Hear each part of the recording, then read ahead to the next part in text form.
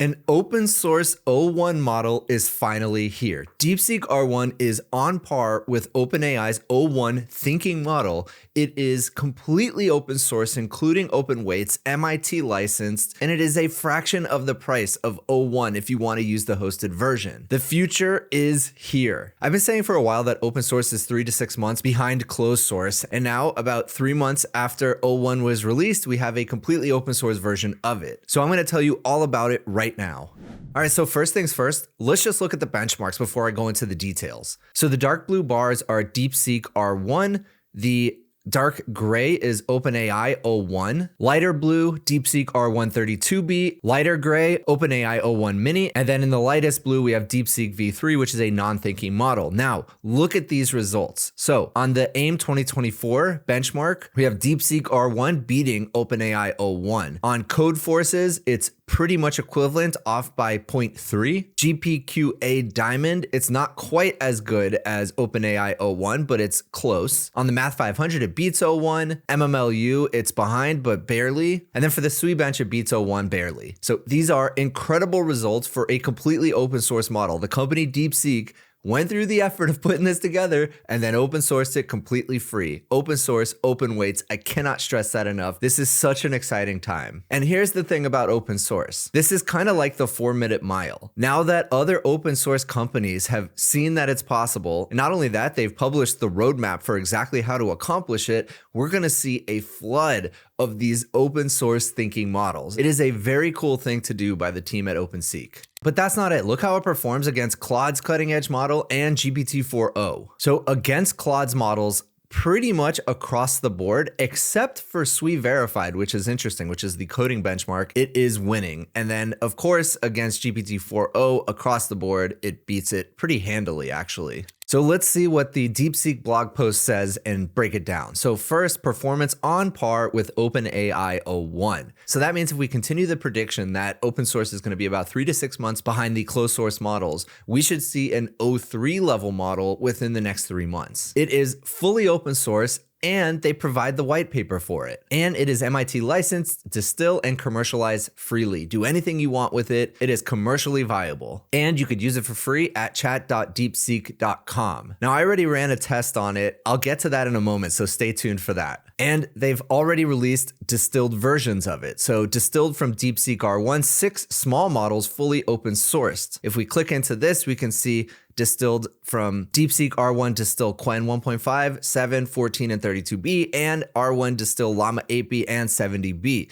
These perform incredibly well. Look at the performance GPT-4o versus the distilled version with Llama 70B. 70 versus 9.3 on the AIM benchmark. Look at the live code bench score, pretty much dominating the other non-thinking models. I guess obviously, but even the O1 Mini model, really, really good. But still, the O1 Mini dominates with the Code Forces competition. Although with a 1600 score, still pretty darn good. So as I mentioned, license update, it is MIT licensed for clear open access, open for the community to leverage model weights and outputs. You can download the model weights right now. I'll drop all of the links in the description below. It has API outputs that can be used for fine tuning and distillation. And as I mentioned, it is a fraction of the price. I'll talk about the pricing in a moment. And here it is. They dropped the technical paper. I'll probably do a separate video doing a deep dive into the paper. And here's the pricing. And they compared the pricing to the O1 models because, of course, it shows how much cheaper it is. So here's input API price. Here it is way down here. You can't even see the color, 0.14 per million tokens. Then here's O1 Mini 1.5 and O1 at 7.5 and the O1 preview as well as 7.5. Here is the input API price with the cache miss. Still, it's about 3 times as expensive, but a fraction of the O1 models. Now, here's where it gets crazy. Here's the output price, 2.19 per million versus 60 for O1 preview and O1. Now, O1 Mini is much cheaper, but still much more expensive than the DeepSeek R1 version. This is what open source does. It drives down the price and increases competition. So of course I gave it the how many R's in the word strawberry test, and let's see how it did. So it does think, and you do get to see the chain of thought, which is really cool. So, okay, let's see. And it's funny, as you're reading through this, you're going to notice that it has very human-like internal thoughts. It does a lot of, okay, let me think. So it's very human-like in its thinking. So, okay, let's see. The user is asking how many times the letter R appears in the word strawberry. All right. First step is to make sure I spelled the word correctly. So there it is. Let me check again. Sometimes people might miss letters. Let's break it down. So they're just trying to spell the word strawberry first. Wait, there's only 10 letters, but strawberry has more letters, right? Isn't that a weird thing for a model to say, right? It's just so human-like, it's interesting.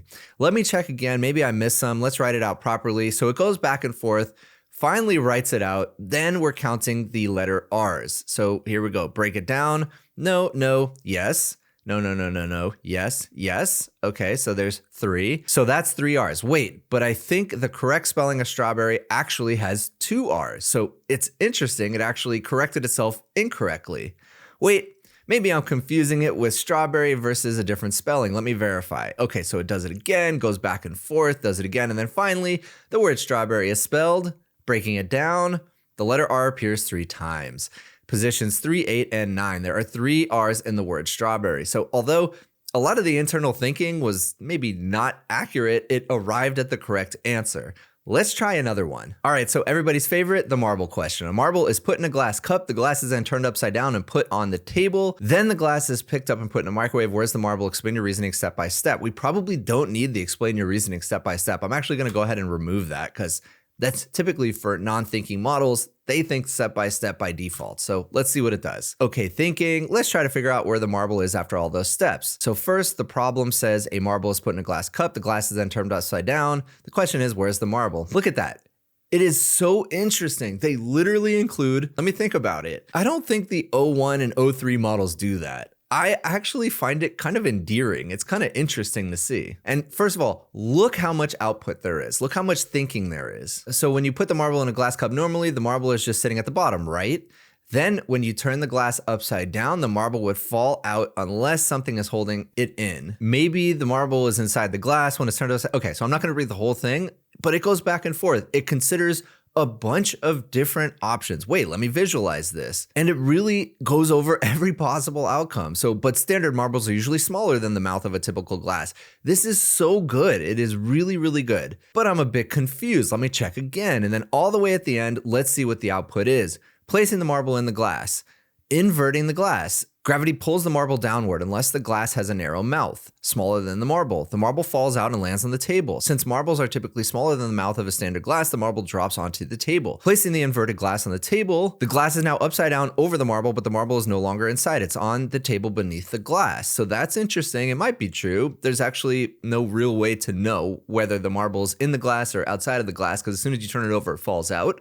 And then moving the glass to the microwave, the marble remains on the table where it fell. That's a perfect answer. Now, one thing to note is that you cannot use search and deep think at the same time. So very similar to the thinking models from OpenAI, you cannot yet incorporate web search into them. All right, one more test. This is one that most models still struggle with, including the O1 model. So let's give it a try. Give me 10 sentences that end in the word apple. Okay, let's tackle this request. The user wants 10 sentences that all end with the word apple. First, I need to make sure each sentence ends with the word apple. I should start by brainstorming different context. Okay, so I'm just gonna go straight to the end.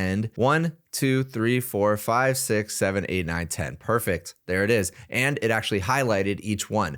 This is a phenomenal model. Now, I know I haven't done a full benchmarking in a while. If you want to see me do that with DeepSeek, let me know in the comments below. All right, so here's the paper. It details everything you need to know about how they achieved O1 level reasoning with an open source model. We introduced our first generation reasoning models, DeepSeek R1 and DeepSeek R1. DeepSeek R1, a model trained via large scale reinforcement learning without supervised fine tuning as a preliminary step. It demonstrates remarkable reasoning capabilities.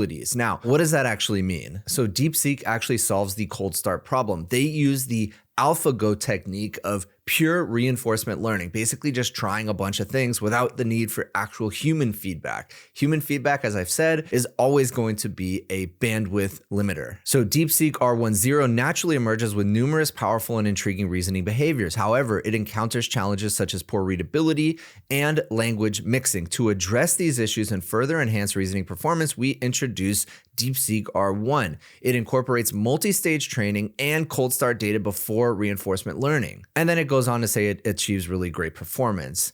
They also have 6 dense models that they distill from DeepSeek R1 based on Quen and Llama. So one thing that's interesting about how they did it was they used a group relative policy optimization strategy rather than having a critic model. So typically you'll have this other model and you'll come up with a bunch of potential candidate answers. The critic model will say, okay, this one's good, this one's bad. But basically instead, they take the candidate results and they find a baseline and figure out which one might be right. So removing the critic model altogether. Now, here's the prompt for it. So here's template for DeepSeek R1, a conversation between user and assistant. The user asks a question, the assistant solves it. The assistant first thinks about the reasoning process in the mind and then provides the user with the answer. The reasoning process and answer are enclosed with think and answer tags respectively. So think, reasoning process here, answer here, user, the prompt, this is where the prompt will go, and then the assistant answers it. So that's the template for prompting. Now here is the aha moment according to DeepSeek. So DeepSeek R1 learns to allocate more thinking time to a problem by reevaluating its initial approach. This behavior is not only a testament to the model's growing reasoning abilities, but also a captivating example of how reinforcement learning can lead to unexpected and sophisticated outcomes. It underscores the power and beauty of reinforcement learning. Rather than explicitly teaching the model on how to solve a problem, we simply provide it with the right incentives and it autonomously develops advanced problem-solving strategies. This is exactly what the AlphaGo team found. Rather than giving it a bunch of examples of winning games of Go, it instead just set up a reward model to say, hey, this is what happens when you win, this is what happens when you lose. And it just played itself over and over again. And as we all know, far exceeds any human player in terms of winning ability. And it even discovered techniques and strategies that humans had never thought of, the famous Move 37. All right, so I'm not gonna go through the whole paper, but if you wanna see me do a deep dive in this paper, let me know in the comments below. So that's it, a huge day for open source, a huge day for AI. You know I'm gonna be downloading this model and playing with it. I encourage you to check it out. I'll drop all these links in the description below. If you enjoyed this video, please consider giving a like and subscribe, and I'll see you in the next one.